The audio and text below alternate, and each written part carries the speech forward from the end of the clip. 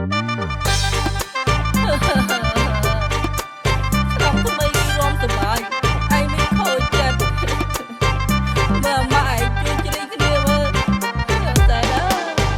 ូតូបងក្បិនអីណាតវារៀងចាស់អូនណាយសម្រាប់អូនកូនផ្លាស់ព្រងថាទន់តវាចាស់ខ្នងសមុនស្រលាញ់វាហើយស្មោះនឹងម្ចាស់វាផងនឹងសំណោះនៅតែគ្រាកូនឡងទៅដឹកនួនល្អងជួយនឹងទៅចាក់ខ្ចាយអីលើអូនដូចញ៉ាំជាទាឡើងត្រង់ពេលអូននៅមកដល់ដីក្រុងអណាឆំយងអូនភ្លេចអស់ស្រែស្រើអីលើចេះលេងនៅទីតុកទៀតបើមុននៅស្រែបោកស្រូវតែលើគ្រឿងរំផលឡើងលយមកបេអិនតែពីមុនឡើងខ្មៅថ្ងៃនេះអូនលឹបលេឡើងសល្អអើយអូនតែកាន់តែល្អចំណែកឯម៉ូតូបងវិញនៅតែចាស់អូនភ្លេចវាព្រោះស្គាល់តែដុល្លារក្រាំងក្រាំងអូនភ្លេចម៉ូតូចាស់ព្រោះស្គាល់ច្បាស់តែនៅរបស់ទៅនើហើយដូចក៏អូននាងដាច់ចិត្តទៅទៅបងឈរយំម្នាក់ឯងកណ្ដាលផ្លូវអូនភ្លេចគ្រប់យ៉ាងគ្រាយើងចាក់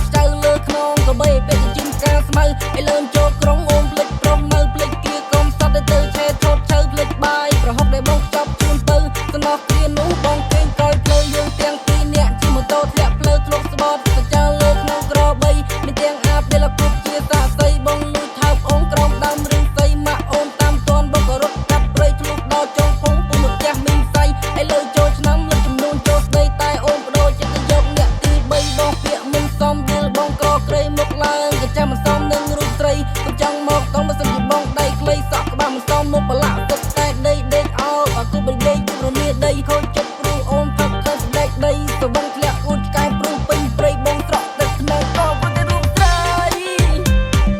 អូយអូនឯងដាច់ចិត្តម៉េចអូនឯងភ្លេចកបីភ្លេចគោបាយប្រហុកដែលបងចាប់ជូនទៅទៅឆេថតឆៅ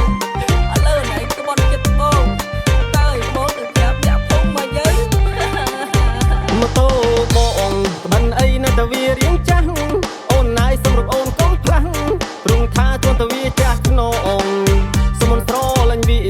ហើយស្មោះនឹងម្ចាស់វាផងនឹងសំណោះនៅតែគ្រាកូនឡងទៅដឹកនួនល្អងជួយនឹងទៅចាក់ខ្ចាយអីលើអូនដូចញ៉ាំជាទាឡើងត្រង់ពេលអូននៅមកដល់ដីក្រុងអណាឆំយងអូនភ្លេចអស់ស្រែស្រើអីលើចេះលេងនៅទីតុកទៀតបើ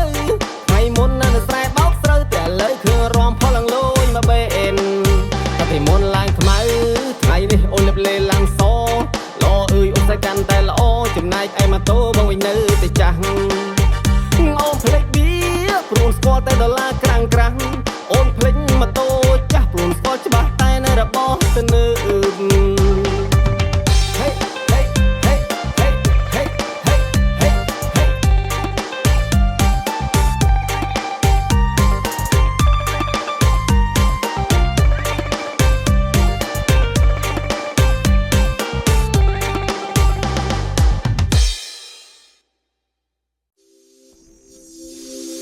Thank you.